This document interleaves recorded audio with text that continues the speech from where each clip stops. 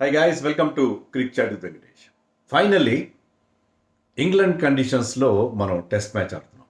4 test మ్యాచ్లు ఆడేంత వరకు ఇంగ్లాండ్లో, కానీ అది ఇంగ్లాండ్లో ఆడినట్టుగా ఏమాత్రం అనిపించలేదు. కనీసం ఇండియాలో ఆడినట్టు కూడా లేదు, పాకిస్తాన్లో ఆడినట్టు ఉంది. ఎందుకంటే ఫ్లాట్ పిచెస్, బౌలర్స్ వికెట్స్ తీయడానికి స్ట్రగుల్ కావడం, జస్ట్ న్యూ బాల్తో కాస్త బౌలర్స్కి ఏదైనా హెల్ప్ దొరికింది తప్పిస్తే బాల్ మెత్తబడిన తర్వాత బౌలర్స్ స్ట్రగుల్ కావడం, బౌలర్ అని సెంచరీలు రావడం, డ్రై కండిషన్స్, ఈవెన్ ఆ డ్యూక్స్ బాల్ కూడా ప్రాపర్గా స్వింగ్ కాకపోవడం, షేప్ అవుట్ అవ్వడం, ఇవన్నీ చూస్తుంటే అసలు ఇంగ్లాండ్లో ఆడుతున్నాం ఇంకెక్కడైనా ఆడుతున్నాం అని అనిపించింది మనకి. కానీ 5th test match at the oval, typical English conditions చూసాం మనం. Cloudy conditions, ball swinging and seaming, వర్షం వల్ల అంతరాయం. ఇంగ్లాండ్లో టెస్ట్ మ్యాచ్ అంటే ఇలాగే ఉంటుంది. That is the narrative. Regular narrative ఏంటంటే ఇంగ్లాండ్లో టెస్ట్ మ్యాచ్ అంటే ఇలాగే ఉంటుంది. అలాంటి కండిషన్స్ చూసాం ఫైనల్లీ. అండ్ ఆ కండిషన్స్లో డెఫినెట్గా ఎవరు ముందు బ్యాటింగ్ చేసినా స్ట్రగుల్ అవుతారు. ఇండియా కూడా స్ట్రగుల్ అయింది.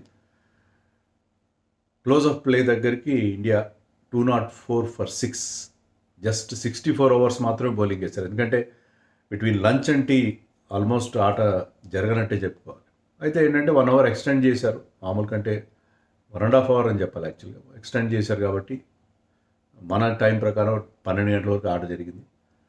దానివల్ల 64 ఓవర్లని వేయగలిగారు. సో ఆ సిచ్యుయేషన్లో ఇండియా స్ట్రగుల్ అయింది. డెఫినెట్గా స్టార్టింగ్ నుంచి కూడా వికెట్లు రెగ్యులర్ ఇంటర్వల్స్ పడుతూనే ఉన్నాయి. ఇప్పుడు ఒక అన్బీటన్ పార్ట్నర్షిప్ చివరిలో చూసాం మనం 7th వికెట్కి ఒక 50 run పార్ట్నర్షిప్. అంతవరకు 50 run పార్ట్నర్షిప్ కూడా లేవు ఈ సిరీస్లో. మనం 200, 300, 400 దాకా పార్ట్నర్షిప్స్ చూసాం. కానీ ఇక్కడ మాత్రం వికెట్స్ రెగ్యులర్ ఇంటర్వల్స్లో పడడం, ball was swinging and seaming a lot. ఇంకా ఇంగ్లాండ్ బౌలర్స్ సరిగ్గా బౌలింగ్ వేయలేదు. సరిగ్గా బౌలింగ్ వేసి ఉంటే ఇంకా కష్టాల్లో ఉండేవాళ్ళు. ఇదే పిచ్ మీద ఆండర్సన్ అండ్ బ్రాడ్ లాంటి బౌలర్స్ ఉంటే ఇండియా ఇప్పటికి ఆల్అౌట్ అయిపోయింది.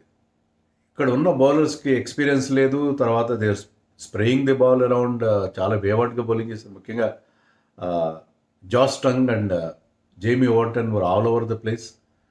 But still England got 6 wickets. అంటే ఆ ఇన్యాక్యురేట్గా బౌలింగ్ చేస్తూ, బాల్ని ఎడాపెడా బౌలింగ్ చేస్తూ కూడా మధ్యలో 1 or 2 డెలివరీస్, అన్ప్లేయబుల్ డెలివరీస్ వస్తాయి. దాంతో వాళ్ళకి వికెట్లు వచ్చినాయి. బట్ బౌలర్స్దే హవా కంప్లీట్గా బౌలర్స్కి అనుకూలంగా ఉన్న డే అది. టాస్ ఓడిపోవడం ఇండియాకి కొత్త ఏం కాదు. ఈ సిరీస్లో 5 టాస్లు ఓడిపోయారు. ఇప్పటికి 15 టాస్లే ఓడిపోయారు జనవరి ఎండింగ్ నుంచి ఇప్పటివరకు. మన కెప్టెన్ సూర్యకుమార్, రోహిత్ అండ్ శుభ్మన్ గిల్ అందరు టాస్లు ఓడిపోతారు. శుభ్మన్ గిల్ వరుసగా 5 టాస్లు ఓడిపోయాడు. 5 టాస్లు వరుసగా ఓడిపోయాడు.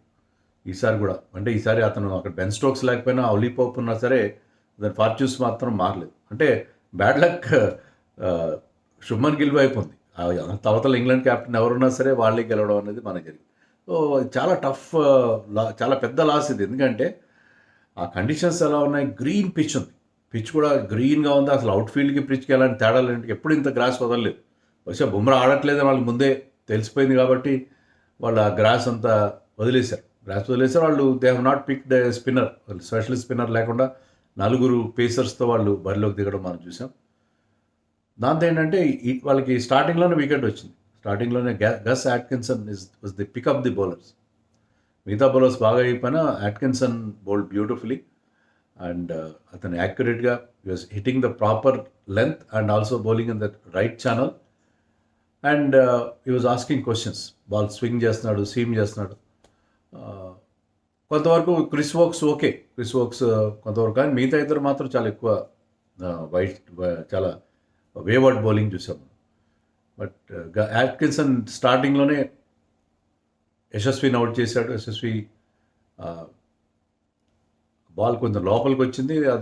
అది అంపైర్ అవుట్ ఇవ్వలేదు. రివ్యూకి వెళ్తే అది అవుట్గా తేలింది. అది వాళ్ళకి కలిసి వచ్చింది ఇంగ్లాండ్ వాళ్ళకి. So Yashasvi got out early and Rahul batted solidly along with Sai Sudarshan. ఇద్దరు కూడా ఒక మోస్తరు బాగా ఆడి ఈ టఫ్ ఫేజ్ నుంచి బయటకు వచ్చినట్టుగా అనిపించింది వాళ్ళు. ఇద్దరు కూడా పర్లేదు, మనకి ఒక మంచి ఫస్ట్ వికెట్ తొందరగా పడినా ఒక పార్ట్నర్షిప్ వస్తుంది అనుకున్న టైంలో Rahul who was playing so well, ఎంతో బాగా తన టెక్నికల్ బ్రిలియన్స్ చూస్తున్న టైంలో అనవసరమైన ఒక షాట్ ఆడాడు. That ball was close to the stumps. There was not enough room to cut. Cut చేయడానికి అంత జాగా లేదు అక్కడ. కానీ అతను ఎందుకో ఫాల్ షాట్ మనం చూడం రాహుల్ నుంచి అని అంటాం, ఫాల్ షాట్ ఆడి అతను 14 రన్స్కి అవుట్ అయ్యాడు. But Sai Sudarshan was very good. Sai Sudharsan batted well. So Sai Sudarshan and Shubman Gill batted brilliantly. Lunch వరకు వాళ్ళు తీసుకెళ్ళారు. లంచ్కి ఐ థింక్ వీఆర్ 72 ఫర్ 72 అనుకోండి, 72 ఫర్ 2. సో లంచ్ వరకు శుభ్మన్ గిల్ కూడా started confidently and hit some good shots. And కానీ శుభ్మన్ గిల్ అంత బాగా కనిపిస్తున్నాడు. లంచ్కి టీం మధ్య కొన్ని ఓవర్ల ఆట మాత్రం చిన్న బ్రీఫ్ పీరియడ్ 13 రన్స్ మాత్రం యాడ్ చేశారు ఇండియా. కానీ ఆ క్రూషల్ ఆ స్మాల్ ఫేజ్లో వర్షానికి అంతరాయంకి దానికి లంచ్కి ముందే వర్షం వచ్చింది. లంచ్ కాస్త ఎర్లీ లంచ్ తీసుకున్నారు. లంచ్కి టీకి మధ్య జరిగిన ఆ కొద్ది పీరియడ్లో India last the crucial wicket of Shubman Gill. Shubman Gill was looking so good, inform batsmen, highest run getter అనే సిరీస్ ఫర్ ఇండియా అనే ఆ రికార్డు కూడా అతను తన ఖాతాలో వేసుకున్నాడు. వేసుకున్నవాడు అనవసరమైన ఒక రన్ కోసం పరిగెత్తాడు. అతను పుష్ చేశాడు అట్కిన్సన్ బౌలింగ్లో, సాఫ్ట్ హ్యాండ్స్తో ఆడాడు, కాస్త స్లోగానే వెళ్ళింది బాల్. కానీ అట్కిన్సన్ తన ఫాలో త్రూలో అతను పక్కకి జరిగి బాల్ అందుకున్నాడు. శుభ్మన్ గిల్ షాట్ కొట్టిన వెంటనే he thought there was run in it. So అతను కమిట్ అయిపోయాడు, ఆ సగం దూరం వచ్చేసాడు. Atkinson picked it up. Shubman Gill వెనక్కి వెళ్ళే ప్రయత్నంలో స్లిప్ అయ్యాడు.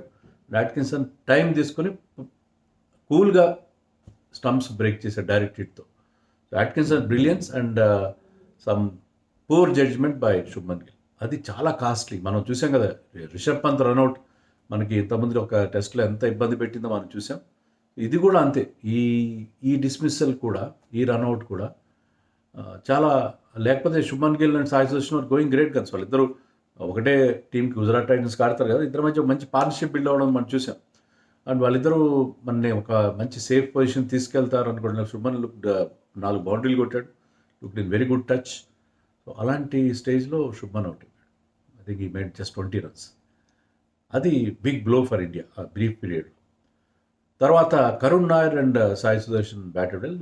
కరుణ్ నాయర్ టీంలోకి వచ్చాడు. మనం ముందు ఇది టీం గురించి కూడా చెప్పుకోవాలి. టీంలో మనం ఏమనుకున్నాం అంటే కుల్దీప్ని తీసుకొస్తారు లేదో, కానీ ఫోర్త్ సీమర్ అయితే ఉంటాడు అనుకున్నా. ఫోర్త్ సీమర్ ఆడవద్దు, ఒక ఎక్స్ట్రా బ్యాట్స్మెన్ తీసుకుంటామని చెప్పి కరుణ్ నాయర్ని తీసుకొచ్చారు. ఆ కరుణ్ నాయరే మన ఆదుకున్నాడు. యాక్చువల్లీ ఎక్స్ట్రా బ్యాట్స్మెన్ ఎవరైతే తీసుకున్నారో అది కొంచెం వియర్డ్గా అనిపిస్తుంది సెలెక్షన్. ఎందుకంటే హర్షదీప్కి డెబ్యూ ఇస్తారనుకున్నాం, కానీ ప్రసిద్ధ్ కృష్ణకి ఇచ్చారు. ఓవెల్ పిచ్లో బౌన్స్ ఉంటుంది. బౌన్స్ కోసం అతను tall bowler. Harshdeep is also not a very short bowler, 6 feet bowler అతను. కానీ Prasidh Krishna is the tallest of Indian bowlers. So ఆ బౌన్స్ ఎక్స్ట్రాక్ట్ చేస్తాడని అతను తీసుకున్నారు. కానీ బౌన్స్తో పాటు అక్కడ స్వింగ్ కూడా అవుతుంది కదా, స్వింగ్ అవుతుంది. Harshdeep is swing bowler, Harshdeep తీసుకుని ఉండాలి. But somehow they went with Prasidh Krishna and Jurel. Of course Jurel change ఎలాగో ఉంటుంది. బట్ కరుణ్ నాయర్ చాలా టిపికల్ సెలెక్షన్. అంటే ఏంటంటే మీకు ముగ్గురు సీమర్స్తో వెళ్తారు అనే గ్రీన్ వికెట్. షార్దుల్ ఠాకూర్ ఈ పిచ్ మీద డెఫినెట్గా ఎఫెక్టివ్గా ఉంటాడు, ఎందుకంటే ఇక్కడ మీకు పెద్ద పేస్ అవసరం లేదు. Shardul Thakur can swing the ball. So అలాంటి బౌలర్ని మనం మిస్ అయ్యామో అనిపించింది మనకి. బట్ కరుణ్ నాయర్ని తీసుకురావడం వల్ల అతను సాలిడ్ బ్యాటింగ్ చేశాడు కరుణ్ నాయర్. సాయి సుదర్శన్ గాడౌట్. సాయి సుదర్శన్ 38 చేశాడు. అంతవరకు చాలా సాలిడ్గా అనిపించాడు. నేను చెప్పినట్టుగా ఈ Josh Tongue was spraying the ball all around. ఉన్నట్టుండి ఒక బ్యూటిఫుల్ డెలివరీ, ఇద్దరు లెఫ్ట్ హ్యాండర్స్ అవుట్ చేశాడు. చాలా బ్యూటిఫుల్ డెలివరీ అది జస్ట్ స్వంగ్ ఎనఫ్. ఆడి తీరాలి, ఎందుకంటే అది on or outside off just on the off stump లైన్లో ఉంది. ఆడి తీరాలి batsmen. And it just swung enough to take the edge, faintest of the edges. So Sai Sudharsan got out beauty. అంటే అలాంటి బౌలర్ని వైట్స్ ఇచ్చాడు అతను. ఐ థింక్ ఇంగ్లాండ్ ఎక్స్ట్రాస్ ఒక 35 అన్నాడు. మనకు రన్స్ చేసిన 200 అయినా దాంట్లో ఎక్స్ట్రాస్ పోర్షన్ చాలా ఉంది. Extras could be our second or third top scorer. Correct figure నేను గుర్తుపెట్టుకోలేదు. సో ఎక్స్ట్రాస్ చాలా ఎక్కువ ఉన్నాయి. సో ముఖ్యంగా ఈ జాస్ టంగ్ ఉన్న అంత వేవర్డ్ బౌలింగ్ వేస్తూ outside leg stump, outside off stump వేస్తూ suddenly he produce a good delivery. And again he produce one more such delivery and he got rid of Jadeja. Iddar left handers bowling round the wicket and just moved that ball enough. Similar delivery and Jadeja also got out. So రెండు important break throughs ఇచ్చాడు between some wayward bowling by Josh Tong. Even first test మ్యాచ్లో కూడా ఎడ్జ్బాస్టన్లో కాదు, first test match మనం లీడ్స్లో ఆడినప్పుడు కూడా he got 7 wickets, 4 and 3. అప్పుడు కూడా వేవర్డ్ బౌలింగ్ వేసాడు, but in between them he some produces some sorry wicket taking deliveries. So Josh Tongue చేశాడు. Sai Sudharsan batted beautifully, look solid. అతనికి లెగ్ సైడ్లో కొంచెం ప్రాబ్లం ఉంది, మనం చూసిన చాలాసార్లు. జస్ట్ అతను ప్యాడ్స్ మీదకి బాల్ వేస్తే దాన్ని లెగ్ గల్లీలోనో లేకపోతే అక్కడ షార్ట్ ఫైన్ లెగ్లోనో క్యాచ్ ఇచ్చి అవుట్ అవ్వడం మనం చూస్తాం. కానీ ఈసారి అతనికి కంటిన్యూస్గా లెగ్ ట్రాప్ పెట్టారు. ఆ లెగ్ గల్లీ కానీ లెగ్ స్లిప్ కానీ కంటిన్యూస్గా పెట్టారు ఆ లెగ్ ట్రాప్. అయితే ఈసారి అతను ఆ టెక్నిక్ ఇంప్రూవ్ చేస్తున్నాడు. లెగ్ స్టంప్ అవతల కానీ లెగ్ స్టంప్ మీద కానీ పడిన బాల్స్ని ఆడడం విషయంలో అతను he has done some work. So అతను ఆ ట్రాప్లో పడలేదు ఈసారి, కానీ just outside the off stump దొరికిపోయాడు. బట్ ఉన్నంత వరకు అతను చాలా సాలిడ్గా బ్యాటింగ్ చేశాడు. చాలా ఎక్కువ నెంబర్ ఆఫ్ డెలివరీస్ కూడా ఫేస్ చేశాడు.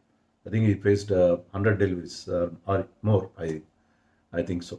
సో సాయి సుదర్శన్, జడేజా తొందరగా కొట్టారు. జురెల్ లుక్ గుడ్, 19 రన్స్ చేశాడు, కానీ అతను కూడా ఎక్కువసేపు నిలబడలేదు. అతను కూడా అనవసరంగా ఒక షార్ట్ బాల్ని, బ్యాకప్ లెంత్ బాల్ అతను కూడా కట్ చేసే ప్రయత్నంలో అవుట్ అయ్యాడు. అలాంటి షాట్స్ ఆడాడు. He puts price on his wicket, but అతను కూడా అవుట్ అయితే India looked in great trouble. But ఒక 51 runs unbeaten partnership between Washington and Karun Nayar ఇండియాకి కాస్త కొంచెం ఊపిరి పీల్చుకునేలా చేసింది. Washington again very very solid, very very solid. ఎప్పుడు కూడా ఒక్క ర్యాష్ షాట్ ఇవ్వడు, వికెట్ని తొందరగా పారేసుకోడు. చాలా సాలిడ్గా కనిపించాడు. లాస్ట్ టెస్ట్ మ్యాచ్లో సెంచరీ చేసిన ఆ ఇన్నింగ్స్ కంటిన్యూ చేస్తున్నాడు. కనిపి కరుణ్ నాయర్ కూడా మెల్లగా కాన్ఫిడెన్స్ గెయిన్ చేశాడు. లూజ్ బాల్ని పనిష్ చేస్తాడు. కాస్త బ్యాట్స్ మీదకి వస్తే దాన్ని ఫైన్ లెగ్ బౌండరీకి తరలిస్తాడు. హాఫ్ వాలీలు దొరికితే దాన్ని చక్కగా డ్రైవ్ చేస్తాడు. So he was very good Karun Nair. 50 చాలా రోజుల తర్వాత, 300 తర్వాత మళ్ళీ అతను 50 చేయడం ఇదే మొదటిసారి. ఒక కొత్త లీజ్ ఆఫ్ లైఫ్, అనుకోని విధంగా మళ్ళీ అతనికి టెస్ట్లో ఛాన్స్ వచ్చింది, దాన్ని ఉపయోగించుకున్నాడు, 50 చేశాడు. లేకపోతే బహుశా he might have played his last test అని అనుకున్నాం మనం. ఎందుకు ఎప్పుడైతే అతను క్రితం టెస్ట్ మ్యాచ్లో ఆడకపోయినప్పుడు మాంచెస్టర్లో అతని కెరియర్ ముగిసిపోతుందేమో అలా అనుకున్నాం, కానీ మళ్ళీ అతను ఫ్రెష్ లీజ్ ఆఫ్ లైఫ్ దొరికింది. సో ఈ 50ని అతను కనుక పెద్ద నాక్గా కన్వర్ట్ చేస్తే ఇండియన్ టీంలో రెగ్యులర్ అయ్యే అవకాశం. This knock is very very important. Tough కండిషన్స్లో ball was swinging and seaming, అంత మంచి హెల్ప్ఫుల్ కండిషన్స్ ఉన్నప్పుడు అతను. So India 204 for 6 is not a bad score. 270, 280 చేస్తే పర్లేదు, ఎందుకంటే మన బౌలర్స్ ఇలాంటి క్లౌడీ కండిషన్స్ ఉండి సిరాజ్ అండ్ ఆకాష్ దీప్ వాళ్ళు కూడా మరి వాళ్ళు ఆ బౌలింగ్ చేసేటప్పుడు ఇలాంటి కండిషన్స్ ఉంటే బాగానే ఉంటుంది. బట్ ఇంకా మనం రన్స్ చేయాలి. ఇది లాస్ట్ పేర్, తర్వాత టెయిల్ ఎండర్సే ఉన్నారు. చూడాలి ఇండియా ఎంతవరకు తీసుకెళ్తారు. న్యూ బాల్ ఇంకా 16 ఓవర్ల దూరంలో ఉంది. ఈ లోపల వీళ్ళు కొన్ని రన్స్ చేస్తే 270 చేస్తే they can make a fight out of it. But first day honours goes to England.